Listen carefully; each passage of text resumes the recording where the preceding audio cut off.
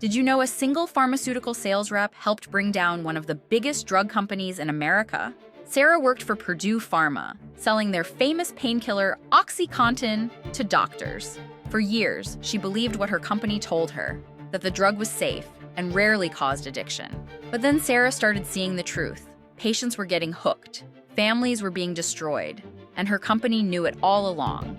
Sarah faced an impossible choice: stay quiet and keep her well-paying job, or speak up and risk everything.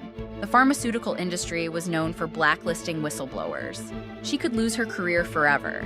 But Sarah couldn't live with herself knowing people were dying while her company lied about safety. So she testified against Pharma in federal court. She told the truth about their deceptive practices, even though it meant facing industry threats. Her courage paid off. Sarah received federal protection, a $1.8 million settlement, and something even better, a new job with the DEA's Pharmaceutical Oversight Division, where she now helps protect patients from dangerous drugs. Sometimes doing the right thing really does lead to the right outcome.